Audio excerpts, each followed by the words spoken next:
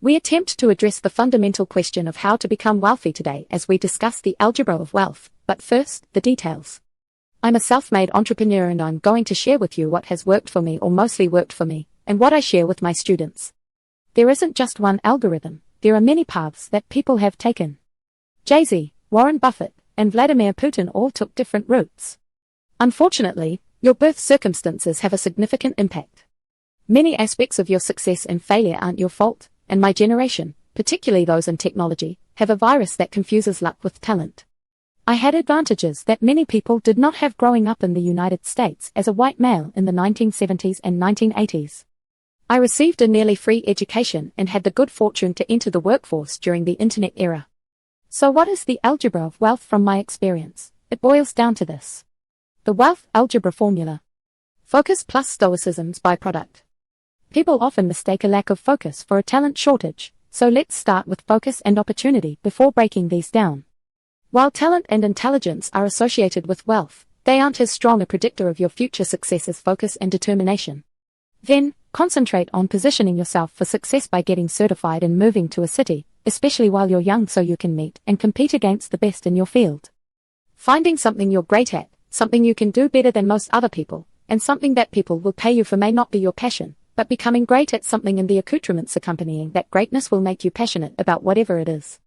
I've been riding the e-commerce wave for the past 2 decades, starting an e-commerce firm, another firm that advises large companies on their e-commerce strategy, and my biggest stock market holding has been Amazon.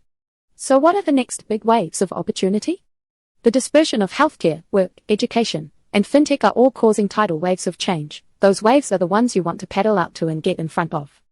The second thing you should concentrate on is investing in the right relationships, even though this applies to business relationships. The single most important financial choice you will ever make is who you will choose to be your partner with.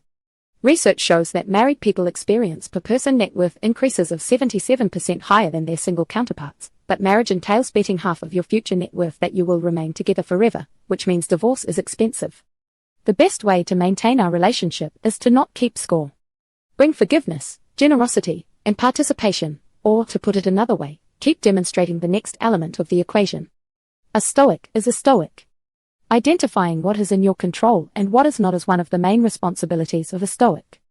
As an adult, I know better, or at least I know better now. Dispel the myth that you need to be a billionaire to be rich. You don't need to be a hero. Living within your means is the clearest blue flame path to financial freedom because it isn't your salary that makes you rich, it's your spending habits. Any fool can make money. It's more difficult to hold on to it as a kid. I thought being rich was having a BMW 2002 topsiders, and my dad makes almost $50,000 a year from his Royal Navy pension and Social Security and spends $40,000, making him wealthy. The most reliable indicator of your financial freedom is not how much money you make, but how much you save.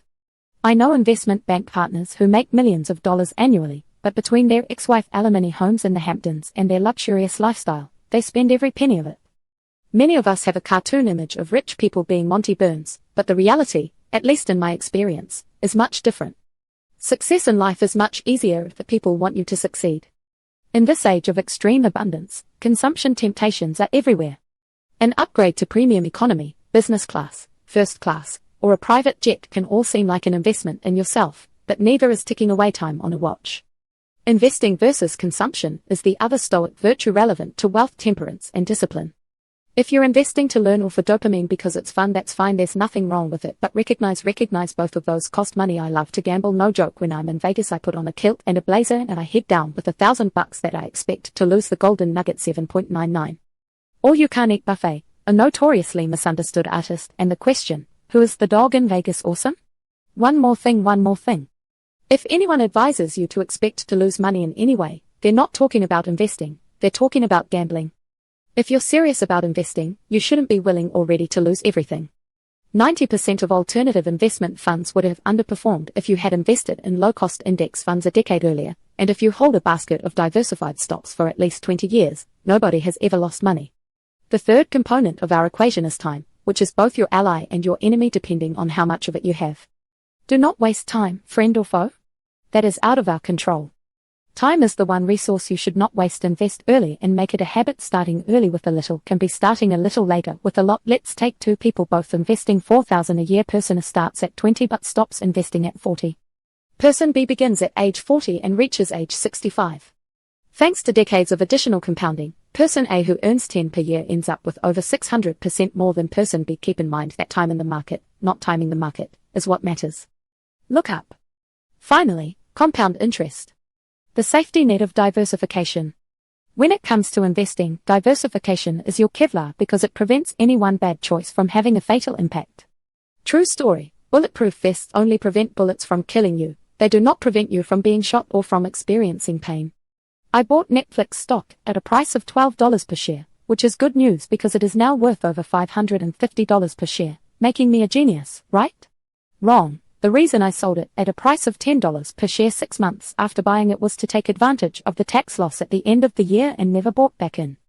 It was a mistake. It hit the Kevlar, but it wasn't fatal because I was diversified, and that I didn't put enough money into my marriage, which cost me 60% of my net worth. But I did learn from it, and it became more real for me when, 13 years ago, my first son made the poor decision to move out with my girlfriend.